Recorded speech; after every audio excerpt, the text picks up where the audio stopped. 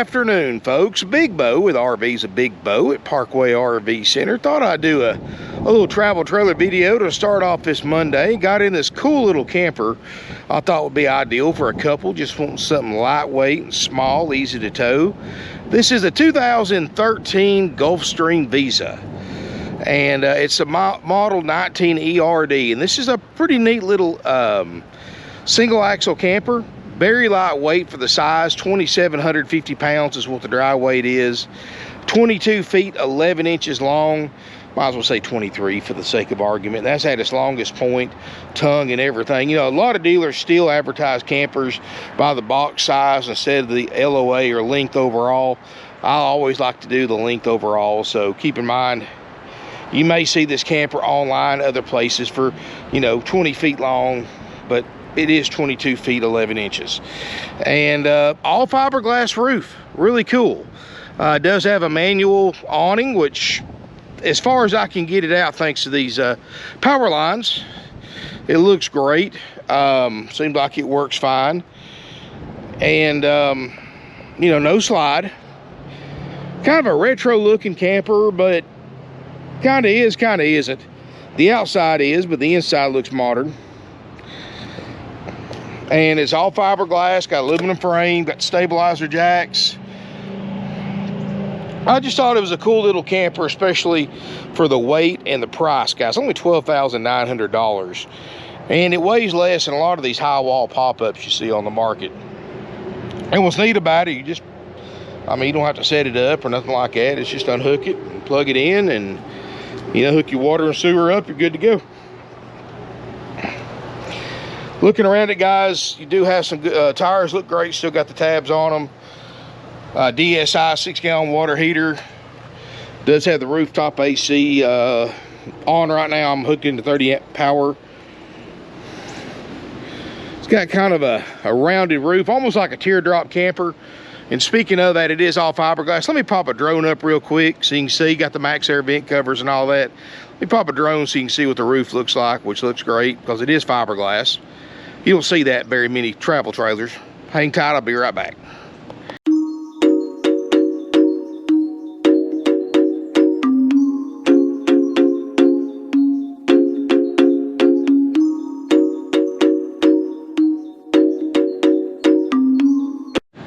So you can see the roof looks great. I like the little chrome accents, the diamond plating. Got the LED lights on the inside and the out. I wish I could have brought the awning all the way out, but I did the best I could with what I had. And what I like about it too, you know, nothing's robbed out of it. All the TVs are still in it. You can set one of the TVs up outside under the awning if you want to. You got outside speakers. Got a great sounding stereo too, a factory stereo. And you can set it for inside, outside speakers, or both. A little windy today. I was actually surprised I was able to fly the drone as windy as it is to get that shot. So it might have got a little wonk-eyed, curvy. It took me a few takes to do it because the wind's pretty high up today. But still, hey, make do with what you got. You know, don't have a ton of outside storage, but you got enough. You know, the good thing about a single axle camper, you can get into tighter spots.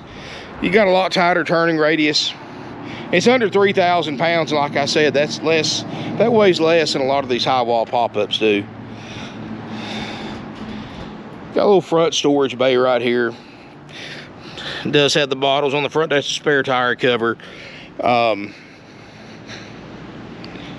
Pretty cool. Let's look inside and see what you think about it. ERD, rear dinette. That air's doing a fantastic job. Of course, it's in the about 77 degrees right now and the windy, so it's pretty pleasant outside. You know, the LED lights in here, awesome. So if you are going to boondock camp, it's not going to run your batteries down as fast. Your rear dinette does make a bed that can sleep two. I do like the 82-inch ceiling height, at least 82 inches in the middle of the camper. That is an 11,500 BTU roof air, which is kind of overkill for this small camper, but hey, better to have too much and not enough, right? Stereo works good. I had it jamming earlier when I was taking pictures. TV works good. I've got it on antenna right now. It does have an all electric refrigerator, and I got to clean it, so it's a little dirty, but it's already getting cold. Just come in, we haven't cleaned this thing yet. But I mean, good thing about an electric refrigerator is it gets cold. It's got a built-in lock right there too. Is that it gets cold and within an hour it's ready to put food in, versus an RV refrigerator. It takes 6 to 8 hours to get to where you can put food in it. And kitchen area. Thing's got solid surface countertops. Now that's pretty cool in an ultralight. That's something you don't hardly see. You've got a 2-burner stove top. Doesn't look like it's been used. Double basin sink. Microwave. I mean, the thing's pretty clean considering that we haven't cleaned it yet. Let me get here and get the exact weight off of it. I went by the actual what the book said the weight was, but every camper may have different options. It may be different. The unloaded vehicle weight, excuse me, pollen's getting to me, 3,039 pounds. And NCC, or cargo carrying capacity, 791 pounds. So 800 pounds cargo carrying capacity. Which, guys, if you put 800 pounds of stuff in here, you wouldn't be able to move. That's a lot of weight. So 3,000 pound camper, so it's still lightweight. You've got a split bathroom with a shower on one side, and thanks to that extra tall roof, you don't need a skylight, so that's one less thing putting heat in here, and one less thing you got to worry about getting brittle and breaking. I do like the fiberglass roof again, guys. That's huge on a travel trailer. That's something you just don't see. Small tub, which, you know, I can't imagine anybody over 5 years old fitting in that tub. But it does have a small tub for a kid or pet or something like that. No smoke or pet odors, by the way. In here, got a vortex fan for boondocking in case you want to vent the steam out. This door opens up and latches in for a privacy barrier for your bathroom.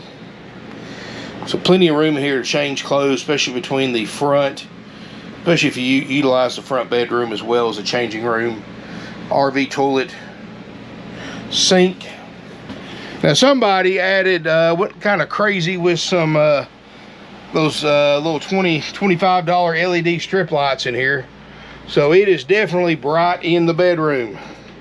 They even put it underneath the bed as well. And I have noticed it changes colors from time to time. So you know, that's one of those love it or hate it things. I do have a TV in here that's kind of nice. They didn't rob anything, so. And you've actually got a pretty fair amount of storage. Because remember, we're in a small camper, a 20-foot box camper. This is pretty small for a travel trailer. And it's actually pretty well balanced because I'm 300 pounds, guys, and I'm walking around in this thing with no stabilizer jacks down on a single axle, and I'm not really bouncing or moving the camper much. And of course you would have it down if you were, oh, there's your, oh, cool. So it does have the remote for the lights, so you can change, still wrapped in the plastic. So I guess I'm gonna have to put a battery in it or something like that, so you can change the I'm gonna leave that in there. You know, so the next owners can mess with that, so you can change the colors or make them blink or make the bedroom into a party room, I guess. Whatever you're into, you know. I do have a privacy curtain if you do want to separate the bedroom from the bathroom while somebody's in there. And there is storage underneath the bed that basically intersects with your outside storage as well.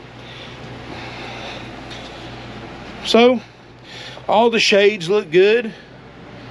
Nice tall ceiling height. Little pop-up vent up here. Again, if you boondock with it. It's not bad. You know, nothing real fancy. But, you know, just for a couple, just want something that they can just unhook, plug up, and you're there. You know, nothing, you know, no slide out to worry about putting in or out. You know, that adds a lot of weight.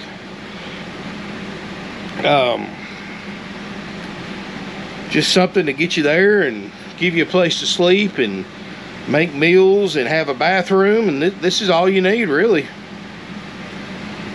I mean, something like this with that fiberglass roof means less roof maintenance, less worries about leaks. So yeah, I can see the benefit of a little camper like this to the right people. Now, this isn't for everybody.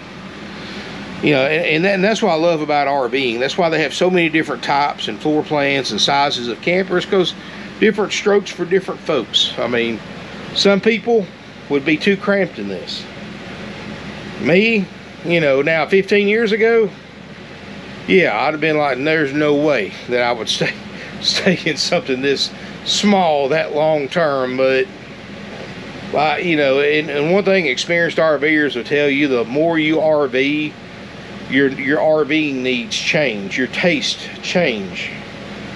That's why nobody ever keeps one forever, because yeah, and the one you buy may work great for several years, but your needs and wants and taste will change. You know, I went to a 25-foot, from a 38-foot motorhome to a 25-foot motorhome, which would from one with 2 slides to one with no slides. I love it, guys. I absolutely love it. Yes, it's small. Yes, it's cramped. Yes, it's me, my wife, and my daughter. We make it work because we don't carry anything we don't need. We like it. You know, we each have our own little space to sleep. You know, we carry, you know, we don't carry a bunch of junk. And, you know, that's the thing. We had a 38-foot Class A. I had that thing for several years, and when I unloaded that RV, I brought out stuff still wrapped in the plastic I bought when I bought that RV 8 or 9 years prior, that I never even used or took out of the plastic. So yeah, there is something to say about a smaller camper, a smaller motorhome, and once you adapt to it, it's actually pretty cool, because it's easy to clean, easier to maintain, easier to park, easier to tow. Yeah, I mean, you don't have as much space when you're there, but it is easier when you pull into the campground.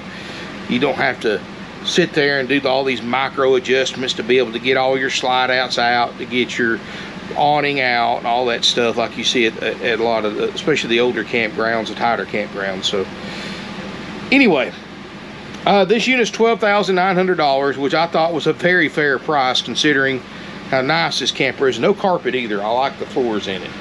All linoleum, looks great. If you're interested in this camper, give us a call, 706-965-7929. Call before we come to look, make sure it is available. Keep in mind, guys, that $12,900 is plus applicable sales tax, no fees, no upsells. Financing available with approved credit and down payment. We're not like other dealers that may advertise a price, and by the time you get there and pay all the fees, the dock fees and the prep fees and the tag and tie, you know, all this other junk that we don't charge, that can add $1,000, $2,000 to the advertised price. And then here comes the upsells. They start trying to sell you all this stuff that's not worth the paper it's written on, that you don't need, like extended warranties, gap insurance, and all this other junk, which basically is a dealer upsell because they got it marked up 4 or 5 times dealer cost. You know, basically, like, use this price for example. You go in, say me and say Ripoff World's got the same camper for $12,900.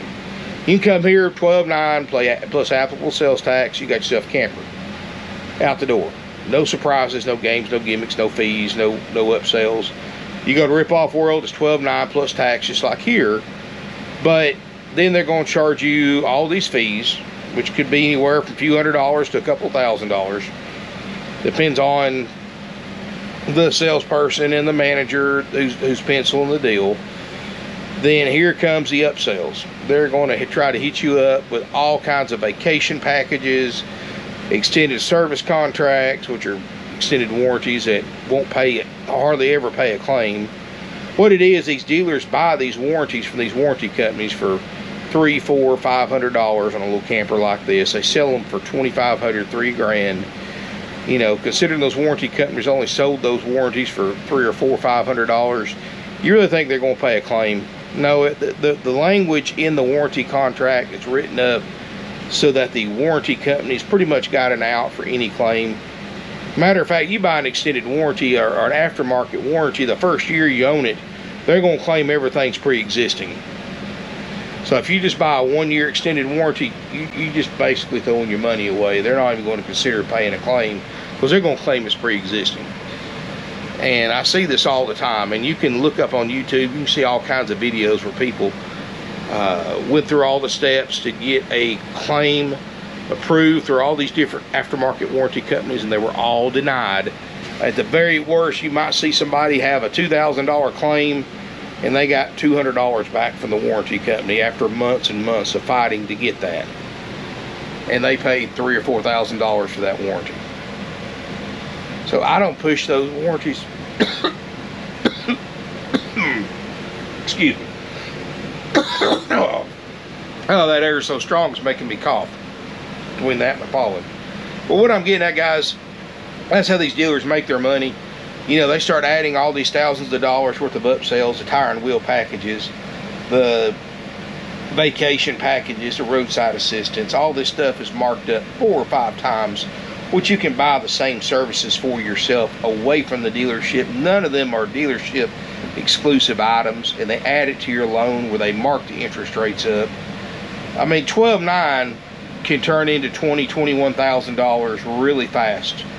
And what they do is they're trained to get your attention away from how much money you're financing to your payment. They want you to concentrate on your monthly payment, not how much you're financing.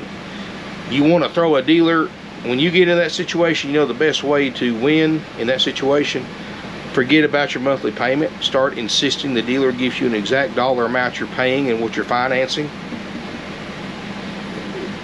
You do that, you insist, and you make them write it down, and you get that paper that they wrote it down on, how much you're financing. You're going to see a whole different ball game then. You're going to see them stammer, you're going to see them stutter, because they don't know what to say. Because they know if they tell you the truth, you're not going to buy. When you see that 12.9 camper is suddenly $21,000, they know your chances are you're going to get up and walk out. So they're going to do everything they can to, or they're going to tell you an estimate. Oh, I think it's around. No, tell them I want to know exactly how much to the cent that this camper is, how much I'm going to pay for this camper, how much I'm financing for this camper, and to the cent how much I'm paying down. Trust me on that, guys. Everybody does that, you'll see these big dealers start humming a different tune, and you won't see so many people buying campers and you know, using them for a year or two, trying to trade them, and they're $6,000, $7,000, $8,000, $9,000, $10,000 or more in negative equity or upside down in it because they overpaid for it when they bought it. Let me tell you something, guys. Just because you overpaid for a camper, when you want to trade it in somewhere, doesn't mean the next dealer is going to overpay for it either. So keep that in mind. Anyway, well, sorry, didn't mean to rant that long about that. This unit's $12.9 plus tax. Doesn't matter how you pay for it. You can pay cash. We don't, you know, other dealers charge extra if you go to your own bank or you pay cash. We don't care. We have financing available with approved credit and down payment, and we have no interest rate markup. You know, the only other charges we have is applicable sales tax.